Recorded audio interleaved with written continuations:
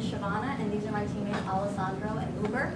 For our senior design project, we worked together with the FIU SAE race team in order to design a Torsen Differential for the competition. Our faculty advisor was Dr. Andres Tremonti. This is just a brief summary of what we'll be covering in today's presentation. In designing the differential, we had to design things like differential gears, the sun gear, the housing, and also the friction plates, also known as spacers. Other components that we had to design were the differential brackets, and we also reconfigured the sprocket. Our motivation for this project was that we would like to see the FIU SAE team be competitive at the competition. It's a prestigious competition, and top engineers from all over the world come to see the finished product. Our objective with this differential was to reduce the weight from the current stock differential by about 15%, and also to reduce the CV joint angles in order to improve power transmission.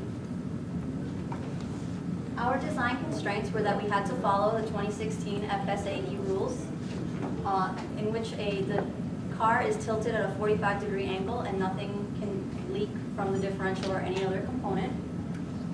Also, we had to be able to withstand engine specifications, and safety, reliability, and cost were also important considerations. Now, for the design considerations, the location of the differential is an important factor. We want the center line of the differential to be as close to the center line of the wheels. This will reduce the joint angles that you can see here.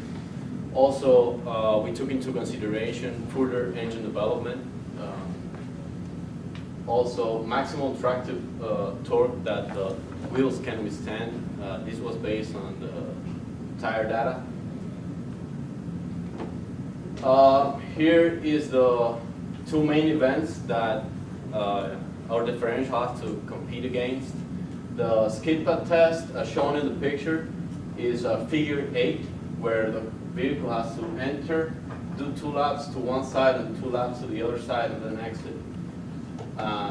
This type of testing is will actuate the differentiation inside our gearing system at every moment.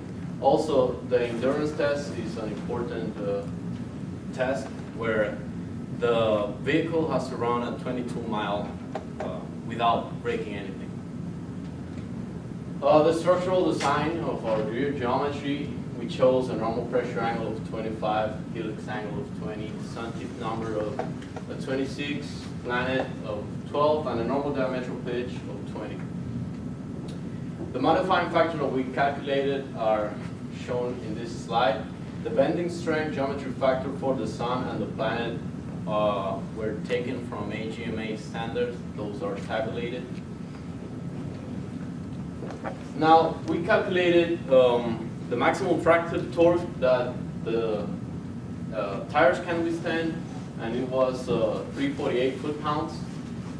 But the applied torque from the engine based on dyno runs is 350. So for our calculations, we use the 350 foot-pounds.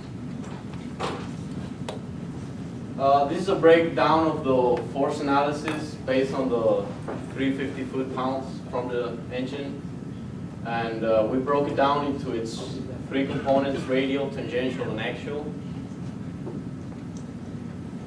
Based on those values of the forces and the values and the modifying factors, we moved forward to calculating the bending stress on the gear. This was following AGMA standards, and we have a safety factor of 1.7.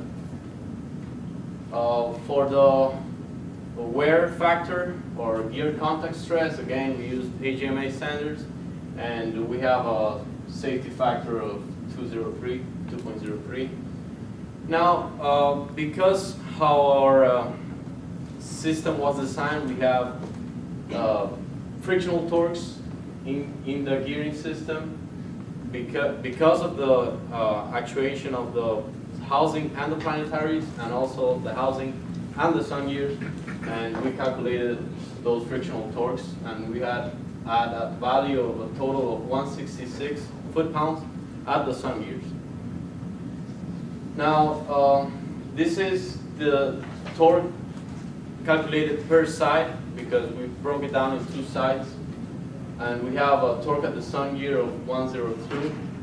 Now, we calculated also the torque that the wheels can withstand, or the tractive torque, when the car is going into a right turn because of weight transfer. And it is at the right of 184 and on the left of 192. That will give us a summation of torques of, at the right wheels, of negative 83 and the left of 129. Through this calculation, we came out with a final design. In here are the major parts of the project. We divided the outside components of the housing, where we had to decide which material we were going to use. For the housing suite, there is the one that is in contact with the more strain and stress. From the gears, we select aluminum 7075. Instead, on the leads, we're using aluminum 6061.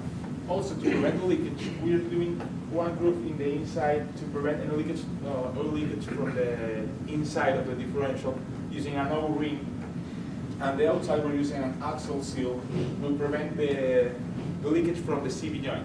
Also, we're applying, as you can see, there is a clip inside in here to prevent any movement on the CV joint so can come up from the lead. In the inside, we're having 4 pairs of planetary gears and 2 sun gears. 4 left-hand gears and 4 right-hand gears, as well as the sun gears are right and left-handed. In the inside, in the middle, there is a spacer that will increase the distance, so we can install with the distance inside the cylinder, as well as 2 smaller spacers.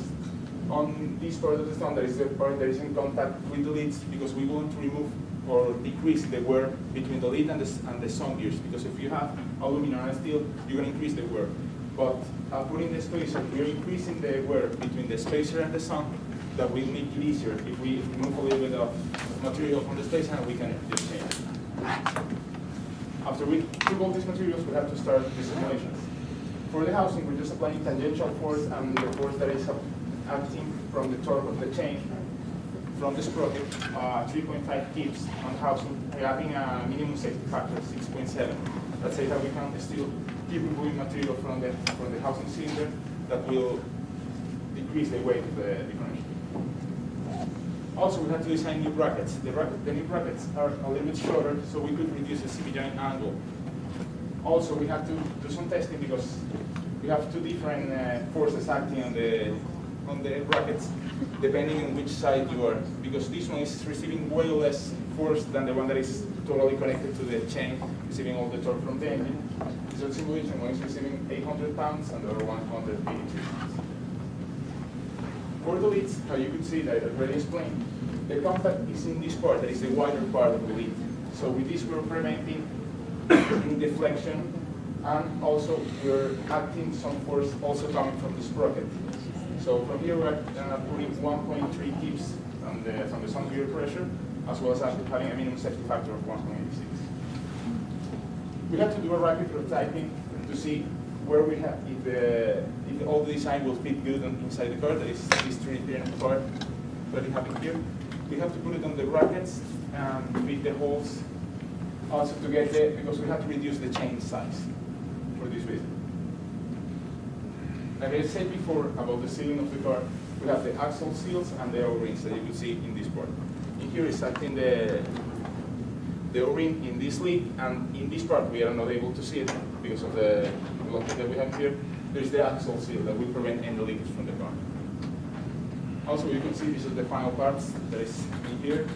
Because the housing seal, there is this whole part with the new CV joints and the shaft design and manufactured. There are the 4 parts here, like I already said. There are 2 types of spacers, one wider and the other thinner. They are the ones that will be placed inside the lid. As well, this is the lathe machine that we have on the machine shop. That this machine did like almost 90% of the manufacturing of all these products. You can see we have the final assembly. So here I just have separated so you could see that inside are all the gears, complete the movement. So as soon as we put it on the car, we could see the big reduction on the CV joint angle, so we have a better power transmission on it, and the static of the car will like way higher.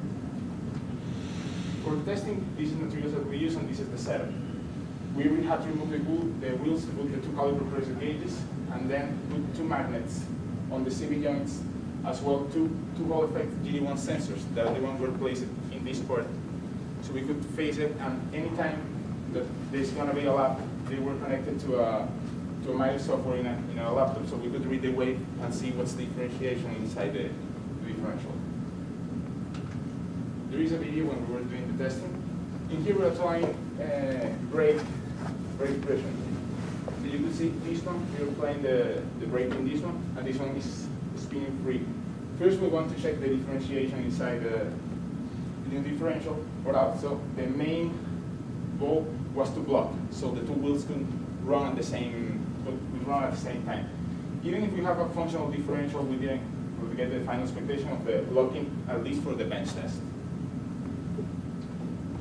Now for the testing results, we have here the graph that the MIDAC software showed. We applied a 50-50 pressure at each brake, and we obtained an RPM values that are very close enough of 394 and 398. That will mean that our system is good. Now this testing was applying 200 pressure at one wheel and 100 pressure at the other, and we obtained a clear differentiation of 139 and 172. And we repeat again the process, increasing the pressure in both. On the left-hand side of this slide, you can see that's the old stock differential, and the right differential is our newly designed differential. As you can see, it's visibly smaller. We were able to reduce the weight by 21%. We reduced the backlash in the gears by about 56%, and we also reduced the CV joint angle by about 67%. The standards we used in this project were the ASTM for material selection, the AGMA we used a lot for calculations and safety factors in the gears, and the SAE for standard bolts and viscosity. For global learning, we designed this for manufacturability in various parts of the globe, which we experienced since we manufactured most of it in a simple student machine shop. We use universal units, and we have a manual in multiple languages as well. This is just a breakdown of raw material cost and cost of parts, and our manufacturing cost. Our total cost for parts was about $480. Our raw materials was about $380, and manufacturing about $5,200. So that brought the total cost of our project to a little over $6,000. In conclusion, we were able to achieve our goal of weight reduction.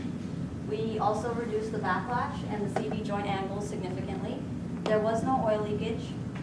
Unfortunately, on bench testing, we did not achieve the locking effect, which is a characteristic of this type of differential. And we also experienced unexpected wear on the lids. For future work, we would recommend that the team keep reducing weight further, since that's a very important characteristic of successful SAE teams.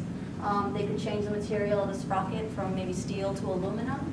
Also look into lighter CV joints. In order to achieve the differential action that we're looking for, we may look into a more viscous lubricating oil, and also a change of the material in the spacers.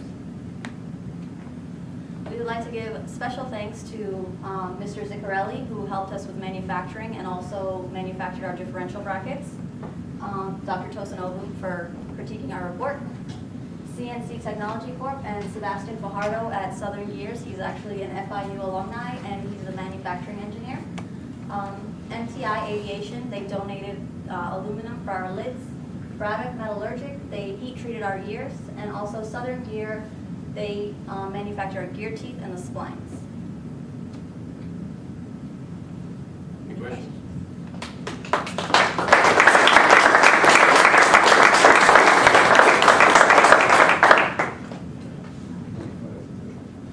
Questions? Did you guys shared or resourced technical help as well, not for just the manufacturing, but the mechanism itself from either Torsen, Quaife, any of these specific manufacturers of limited slips?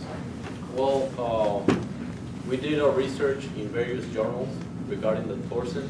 We didn't got into the quave exactly, but specifically the Torsen to know exactly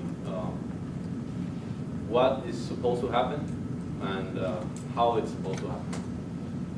Because it's a critical issue when you're doing limited slip, or in this case, locking mechanisms, right? You go from the electrically actuated, the pneumatic, clutch system, friction-based, and then you have the Torsen, which is your interlocking type of mechanism itself.